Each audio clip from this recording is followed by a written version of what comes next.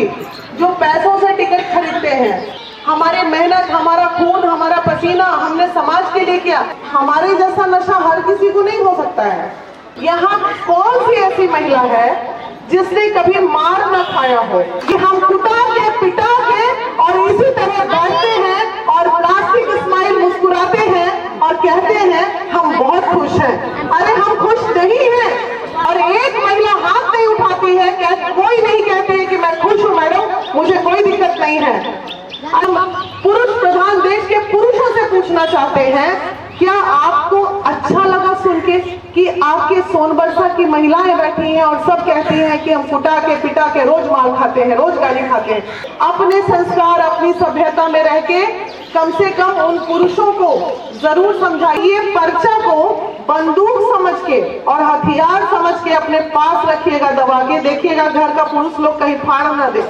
अगर इसको राजनीति कहते हैं तो हमें ऐसी राजनीति करनी है और हमें नेता बनना है, क्योंकि हमें आप लोगों का दुख दूर करना है। क्योंकि भारत देश की प्रसिद्ध डॉक्टर है, आपके रवाही गांव में 3 बजे कैंप करने जा रही हैं।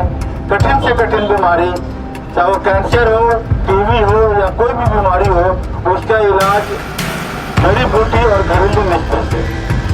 ऋतु जायसवाल और वीना मानवी, महिला विकास मंच के सदस्य।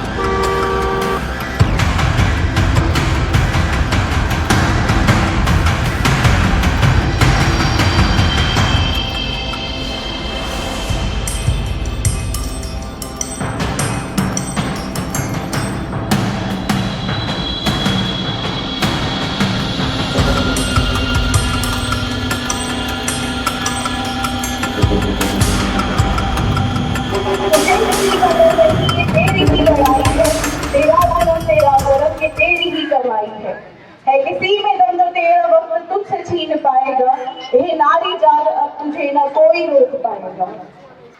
Brought to you by Elco India, Bihar की नंबर 1 लाइट मैन्युफैक्चरिंग कंपनी।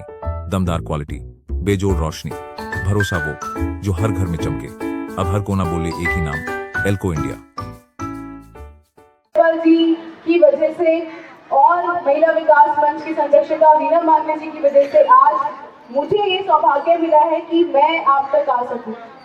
और जैसे कि मुझे अभी पता चला, ऋतु जी ने एक बात बोली कि ये जो धरती है जहां हम अभी खड़े हैं, ये क्रांतिकारियों की धरती है।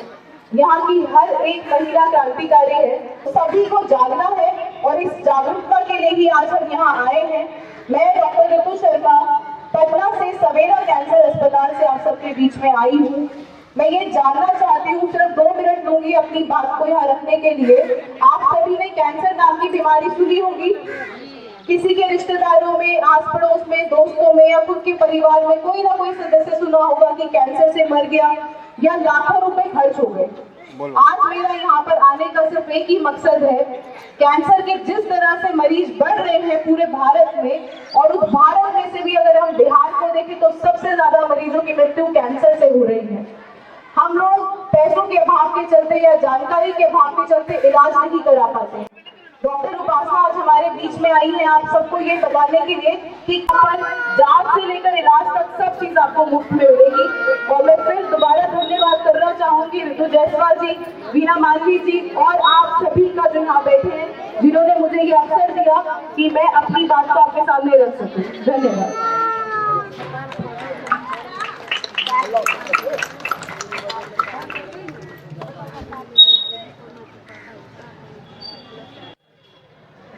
सबसे पहले आप सभी को मेरा प्यार, नमस्कार। जो बड़ी है उनको प्रणाम और जो छोटे हैं उनको प्यार प्रणाम। कितने अच्छे से आपने किया, अच्छा लगा। ऋतु जी, ऋतु जायसवाल जी, आपके यहाँ की क्या बोलते हैं? ताकि लोग ऋतु कहती है, ऋतुआ कहती है। मुखिया जी, अच्छा मुखिया जी से फेमस है। ओके ठीक है। आपकी जो मुखिया जी है उन्होंने आपके लिए, ये मुझे पता है, पटना में मैं बैठती हूँ लेकिन पूरे देश का ध्यान रहता है, आजकल मोबाइल का जमाना है, तो मैंने देखा है कि इन्होंने बहुत मेहनत की है अपने गांव के लिए। एक ऐसे गांव सिंहवाहिनी, सोनबरसा, इस क्षेत्र में जिसको कोई जानता नहीं था, उसको राजधानी जान रहा है कि हाँ भाई वहाँ एक काम हो रहा है। और जिस वक्त ये आई थी उस वक्त हमने देखा था, जब ये दिल्ली की अच्छी जिंदगी छोड़ के यहाँ इस गांव में आई थी। क्या कमी थी इनके पास? ये चाहती तो आराम से ऐशो आराम एसी में सोती, मर्सिडीज में घूमती, दिल्ली में आराम से रहती। क्यों आप लोगों के बीच में सेवा कर? देखिए, वही मैं समझाती हूँ, सेवा भाव जो है ना, वो एक कीड़ा होता है, एक नशा होता है, वो सबके अंदर नहीं होता है। कोई व्यक्ति अपने ऐशो आराम को छोड़ के आपके बीच में आता है, कोई व्यक्ति ऐशो आराम को के साथ भी आपके बीच में आता है, और कोई जो है हवा पानी दिखाने के लिए आपके बीच में साल में एक बार दिख जाएंगे वोट देने के समय, ठीक है ना। अब ये आपको पहचानना है कि कौन कब। हम महिला हैं, हम महिला सशक्तिकरण पे बात करते हैं, और मेरा चेहरा तो उसी के लिए जाना जाता है बिहार में कि मैं महिलाओं की हित की बात करती हूँ। किसी भी महिला को किसी तरह का कष्ट ना हो, दुख ना हो, तकलीफ ना हो, दुख तकलीफ कष्ट, वो उसके लिए तो मैं सक्षम हूँ, मैं अपनी पूरी टीम से करवा लेती हूँ। देखो, सबसे पहले मुखिया जी के लिए एक बार ताली हो जाइए। दूसरी बात कि अभी थोड़ी देर पहले मैं बोल रही, मैं 2 मिनट समय ज्यादा लूंगी। थोड़ी देर पहले ये बोल रही थी कि लोग कहते हैं राजनीति करने आए हैं, तो भाई राजनीति करने लोग आते हैं, सही में आते हैं। अब आज अगर रितु जैसी, मुखिया जी, बीना मांझी जैसे लोग अगर राजनीतिक क्षेत्र में आते हैं तो क्या गुनाह हमने किया है? भाई हम महिला है तो इसका भुगतान हमें नहीं ना भुगतना है। हमने देखा है राजनीतिक क्षेत्र में उन लोगों को भी जो पैसों से टिकट खरीदते हैं, हमने देखा है। हमारे मेहनत, हमारा खून, हमारा पसीना हमने समाज के लिए किया। आज हमारे पास नहीं पैसा है तो आपके बीच में हम नहीं बैठ सकते हैं। बिना, आपने कभी सोचा है, बिना पैसे के जो महिला आपके लिए इतना मेहनत कर सकती है, अगर उसे सरकारी सुविधा प्रदान हो जाए, सरकार को फंड मिल जाए, तो वो और कितना अच्छा आपके लिए काम करेगी। क्योंकि ये एक कीड़ा है, एक नशा है, और इस नशे में हमारे जैसा नशा हर किसी को नहीं हो सकता है। ये अलग ही नशा है। गाली भी सुनेंगे तैयो काम करेंगे, अपना घर का आटा गीला करके काम करेंगे, पैसा नहीं रहेगा तो चंदा मांग के काम करेंगे, लेकिन काम करेंगे। ये जान लीजिए कि हम काम करने के लिए बने हैं और हम काम करेंगे। और वैसे लोगों को भाई वोट वोट से बहुत ज्यादा मतलब नहीं रहता है। हमारा है सेवा आप तक पहुंचाना, हम आपको सेवा पहुंचाएंगे। एक बात ध्यान से सुनिए, जो मेरा सेगमेंट है मैं उस पर बात कर रही हूँ। यहाँ कौन सी ऐसी महिला है जिसने कभी मार ना खाया हो? एक महिला बता दीजिए जिसने कभी मार ना खाया हो ही नहीं सकता।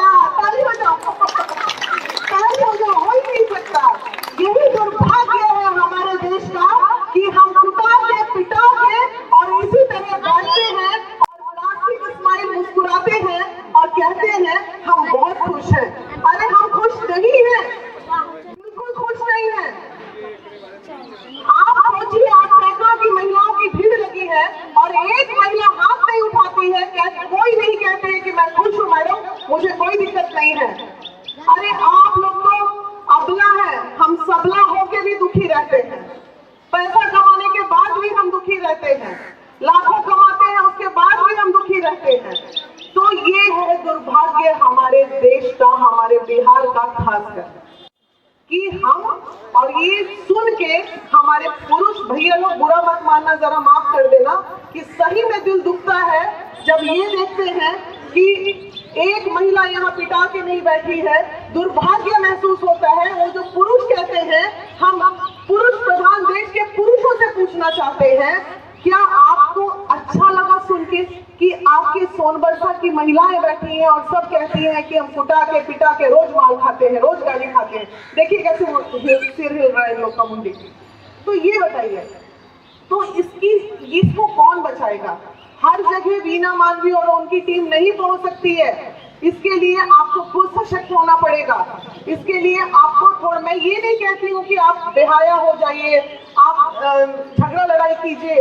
अपने संस्कार, अपनी सभ्यता में रह के कम से कम उन पुरुषों को जरूर समझाइए। और कोई खुल के मैं बोलती हूँ, अगर आप लोगों में किसी को भी बहुत ज्यादा प्रताड़ित किया जा रहा है, एक लीफलेट दीजिएगा वो वाला। पर्चा को बंदूक समझ के और हथियार समझ के अपने पास रखिएगा, दबा के देखिएगा घर का पुरुष लोग कहीं फाड़ ना दे, नुका के रखिएगा इसको।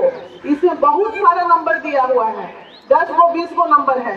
किसी भी नंबर पर फोन घुमा लीजिएगा, कहिएगा हम इस क्षेत्र से बोल रहे हैं, आप देखिएगा उस क्षेत्र की, हमारे इस क्षेत्र की जो भी महिला है आपके मदद के लिए पहुंच जाएगी। ये है राजनीति। जैसे इन्होंने कहा रितु जी ने कि अगर तो हाँ, अगर इसको राजनीति कहते हैं तो हमें ऐसी राजनीति करनी है और हमें नेता बनना है, क्योंकि हमें आप लोगों का दुख दूर करना है।